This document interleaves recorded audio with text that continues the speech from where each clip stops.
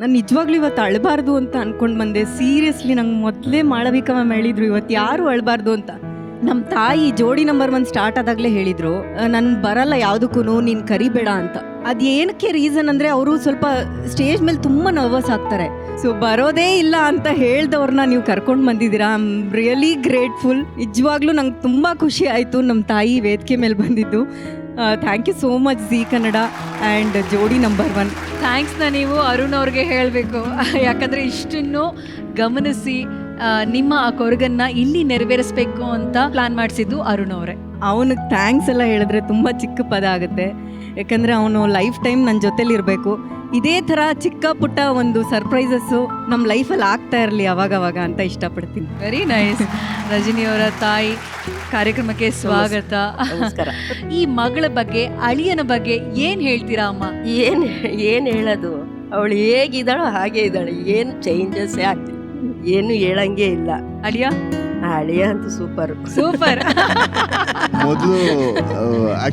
ಮೊದಲು ಮನೆಗೆ ಹೋದ್ರೆ ಊಟ ಮಾಡ್ತೀಯಾ, ನೀರು ಕುಡಿತೀಯಾ ಎಲ್ಲ ಕೇಳೋರು. ಇವಾಗ ಅವ್ಳು ಕೇಳ್ತಾಳೆ, ಏನಕ್ಕೆ ಅವ್ನು ಕೇಳೋದೇ ಇಲ್ಲ ನೀನು, ಇವಾಗ ಮದುವೆ ಆದ್ಮೇಲೆ ಎಲ್ಲ ಬಿಟ್ಬಿಟ್ಟಿದ್ಯಾ ಅಂದ್ರೆ ಅವ್ನು ನಮ್ಮನೆಯವನಲ್ವೇನೆ, ಏನಕ್ಕೆ ಅವನ್ನ ಕೇಳಬೇಕು? ನೀರು ಬೇಕಾದ್ರೂ ಇಟ್ಕೊಂಡು ಕುಡಿತಾನೆ, ಊಟ ಬೇಕಾದ್ರೆ ಅಲ್ಲಿ ಅಡುಗೆ ಮೇಲೆ ರೆಡಿ ಮಾಡಿ ಇಟ್ಟಿರ್ತೀನಿ, ಹೋಗಿ ತಿನ್ಬೇಕು ಅಂತ. ಅಷ್ಟು ಕ್ಲೋಸ್ ಆಗ್ಬಿಟ್ಟಿದೀವಿ ಈಗ ಅವ್ರ ಮನೆಯಲ್ಲಿ. ಈ ಒಂದು ಅಮೂಲ್ಯವಾದ ಕ್ಷಣದ ಬಗ್ಗೆ ಮಾಳ್ವಿಕಾ ಅಮ್ಮ ಏನ್ ಹೇಳೋದಕ್ಕೆ ಇಷ್ಟಪಡ್ತೀರಾ? ನನಗೇನು ಅನ್ನಿಸ್ತು ಗೊತ್ತಾ ರಜನಿ, ಅವ್ನು ನಿನ್ನನ್ನು ಮಮ್ಮಿ ಅಂತ ಕರೀತಾನೆ. ಇವತ್ತು ಆ್ಯಕ್ಚುಲಿ ಅವನ ತಾಯಿ ಥರ ನಿನಗೆ ಅಲ್ವಾ ಈ ಶಾಸ್ತ್ರ ಮಾಡಿಸಿದ್ದಾನೆ ಅಂತ ಅನ್ನಿಸ್ತು. ಎಷ್ಟೋ ಸರ್ತಿ ಅಮ್ಮನೇ ಅಮ್ಮ ಆಗಿರ್ಬೇಕಾಗಿಲ್ಲ, ಬೇರೆಯವರು ಅಮ್ಮನ ರೂಪದಲ್ಲಿ ಬರ್ತಾರೆ. ಅದು ಇವತ್ತು ಅರುಣ್ನೇ ಒಂಥರ ಅಮ್ಮನ ರೂಪದಲ್ಲಿ ನಿನಗೆ ಹೇಳ್ದಾಗೆ ಗಂಡನೇ ತಾಯಿ ಆಗೋದು ಎಷ್ಟು ಜನಕ್ಕೆ ಭಾಗ್ಯ ಮ್ಯಾಮ್. ನನಗೆ ನಿಜವಾಗ್ಲೂ ಅವನ ಬಗ್ಗೆ ಇವತ್ತು ಪ್ರೀತಿ ಉಕ್ಕಿ ಬರ್ತಾ ಇದೆ. ಒಂಥರ ಮಗು ಇದ್ದ ಹಾಗೆ, ಆದ್ರೆ ಇವತ್ತು ತಾಯಿ ಆಗ್ಬಿಟ್ಟ. ತುಂಬಾ ಖುಷಿ ಆಯ್ತು. ನೀವು ಬಂದಿದ್ದಕ್ಕೆ ಧನ್ಯವಾದಗಳಮ್ಮ. ನೀವು ಬಂದಿದ್ದು ಬರಲ್ಲ ಅಂತ ಬೇರೆ ಹಠ ಮಾಡಿದ್ರಂತೆ, ಆದ್ರೂ ಬಂದಿದ್ದೀರಲ್ಲ, ಖುಷಿ ಆಯ್ತು. ನೋಡಿ ಅವಳ ಮುಖ ನೋಡಿ ಎಷ್ಟು ಅರಳ್ಬಿಟ್ಟಿದೆ. ಒಂಥರ ಸುಂದರವಾಗಿ ಕಾಣ್ತಾ ಇದ್ಲು, ಆದ್ರೆ ಮುಖ ಗಂಟ ಹಾಕೊಂಡಿದ್ಲು ಬೆಳಗ್ಗೆ. ಈಗ ನಿಜವಾಗ್ಲೂ ಹೂ ತರ ಅರಳಿದಾಳಪ್ಪ.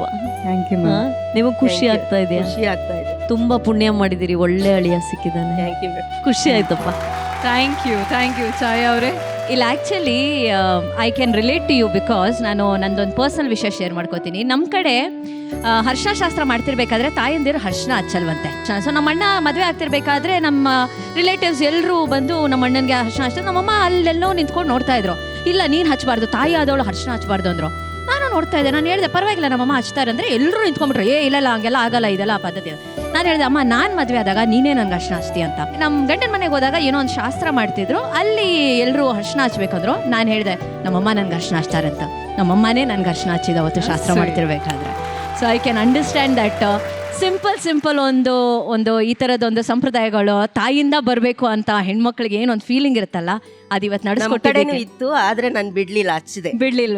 ನೈಸ್. ಹೀಗೆ ಯಾವಾಗಲೂ ಒಂದೊಳ್ಳೆ ಮನಸ್ಸು ನಿಮ್ಮಿಬ್ಬರಿಗೂ ಇದೆ. ದೇವ್ರು ನಿಮಗೆ ಚೆನ್ನಾಗಿ ಮಾಡಲಿ, ನಿಮ್ಮ ತಾಯಿ ಆಶೀರ್ವಾದ ಎಂದಿಗೂ ನಿಮ್ಮಿಬ್ಬರ ಜೊತೆಲಿ ಇರಲಿ ಅಂತ ಕೇಳ್ಕೊಂಡು. God bless. Thank you. Jamuna ಅಮ್ಮ ಕಾರ್ಯಕ್ರಮಕ್ಕೆ ನಮ್ಮ ವೇದಿಕೆಗೆ ಬಂದಿದ್ದು ನಮಗೆ ತುಂಬ ಖುಷಿ ಆಯಿತು.